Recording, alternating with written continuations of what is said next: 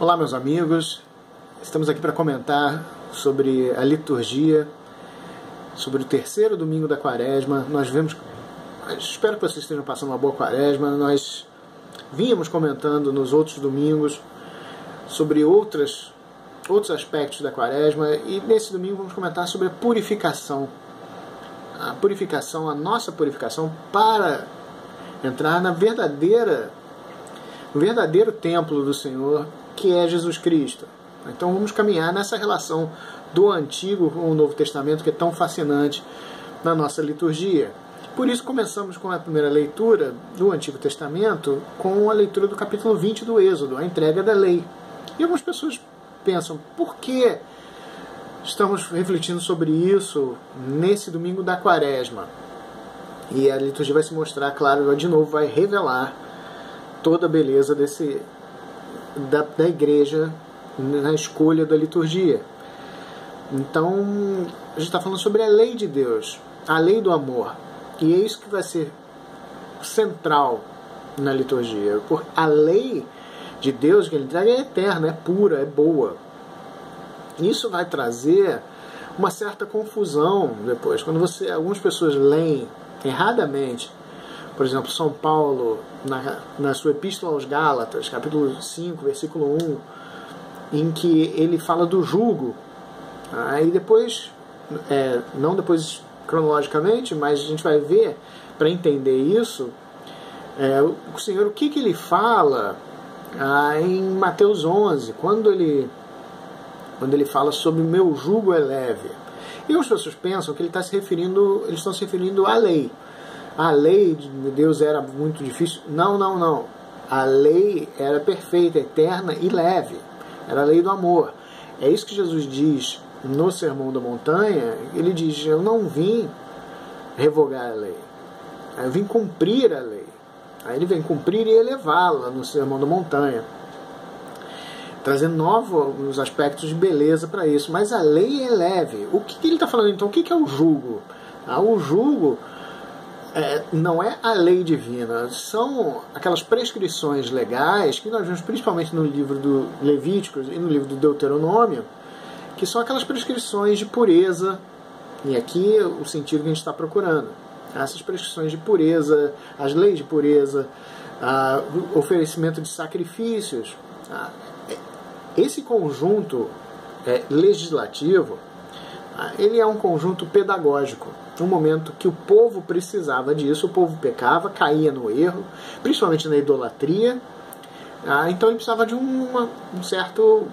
Não é exatamente só uma punição, mas é um jugo, é pesado. Esse tipo de coisa que é pedagógico era para ele aprender como ele tinha que agir, se purificar e manter a aliança com o Senhor. Só que isso vai durar, isso é para ser temporário. O que é para ser eterno é a lei, é essa lei de Deus. Então, nesse momento que Jesus vem, ele está revogando não a lei, mas essas prescrições. Esse é o jugo. Por quê? Porque você não vai mais precisar, por exemplo, oferecer sacrifícios. Jesus ofereceu sacrifício uma vez. Ao contrário do que se pensa, nós não repetimos o sacrifício. Nós participamos daquele sacrifício único e eterno. Então, é disso que nós estamos falando aqui. E é por isso que ele diz que a lei é boa. É a lei do amor que ele vem a cumprir. Essa é a diferença do jugo. Então, quer dizer, você não vai mais precisar de oferecer sacrifícios, nem participar dessas milhões de leis de pureza daqui para frente. Porque Cristo é leve, ele é puro, é eterno. Então, quer dizer, é exatamente esse conceito, quer dizer, é isso que nós cantamos no Salmo, a sabedoria de Deus, a eternidade, a lei do amor, a entender essa sabedoria. E é exatamente disso que nós destacamos na segunda leitura. Esse conceito do sacrifício de Cristo, uma vez por todas, para purificação e nossa salvação, era considerado, para os gregos que viviam apenas da sabedoria, acreditando apenas na sabedoria, aquilo era considerado insensatez. Aquilo, como São Paulo vai dizer depois, também loucura. Aí era considerado fraqueza para quem acreditava que você tinha que viver sobre o rigor das leis, dessas leis de pureza.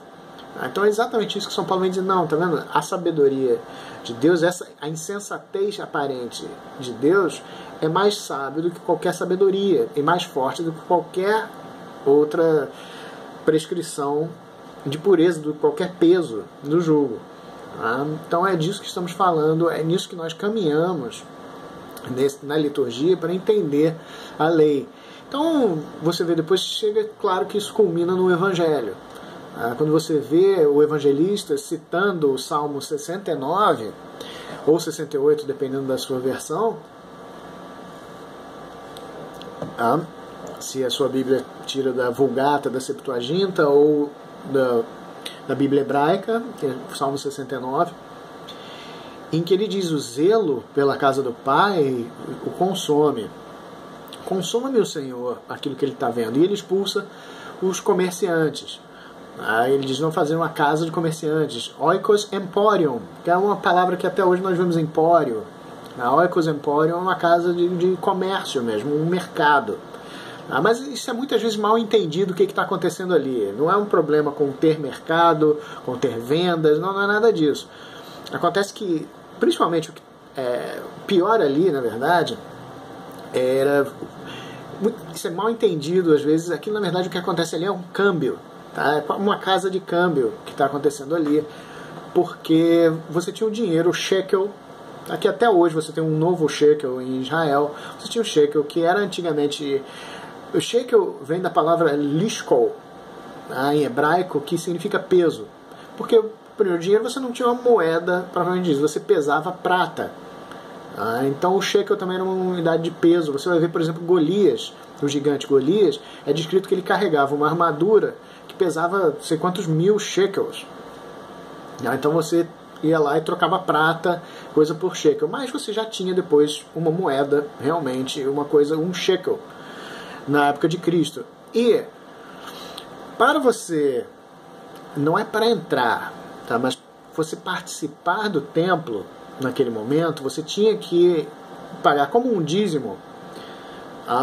Para participar, você tinha que pagar meio shekel.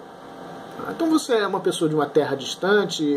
Lembra que o povo judeu está espalhado nesse momento, e de repente você não tinha o shekel e você tinha que trocar dinheiro ali nessa casa de câmbio. Então as pessoas estão trocando dinheiro para quê? Para você participar. Na verdade, é isso que consome o Senhor de zelo. É você pagar, tá, para participar. Tá? Você pagar... Não é uma entrada, não é uma maneira boa de dizer, sabe, você pagar uma entrada no templo. Você tem que pagar um dízimo, é outra coisa, mas funciona mais ou menos assim. Então, o que acontece? A igreja que Jesus funda é católica, é universal, é para todos, ela é aberta a todos. Você deve participar e doar. Aí você vai ver isso em outros momentos do Evangelho e nas cartas. Mas isso é outra coisa. É como a Igreja Católica faz. Como se diz popularmente, você passa a sacolinha, você passa e as pessoas doam. Um dízimo não é uma coisa obrigatória nem com um número, como algumas pessoas distorcem. É essa mesma coisa que é distorcida hoje em dia, que algumas pessoas praticam, que é o que Jesus, que consome ele de zelo.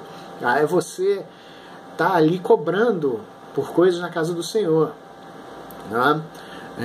Não são coisas para participar do sacrifício, para participar das coisas sagradas. Você pode vender um livro, tá? Uma coisa, mas você não pode condicionar a participação na Santa Missa à compra de um livro, à compra de alguma coisa. Então é mais ou menos isso, essa questão dos cambistas, principalmente, que cresce esse zelo. A participação para todos tem que ser. Então é isso que nós chamamos da purificação. Ele tem que purificar o templo. Tá? Que o templo, que na verdade é ali, é uma sombra de uma realidade gloriosa em Jesus Cristo. Porque ele é o templo. Então ele está se preparando para se oferecer em sacrifício. E nessa quaresma é isso que nós temos que refletir. Nós temos que refletir sobre a nossa purificação, porque nós somos chamados para participar do sacrifício absoluto, definitivo, que é o sacrifício pascal. Ele é o templo. O corpo de Cristo é o templo na Jerusalém celestial.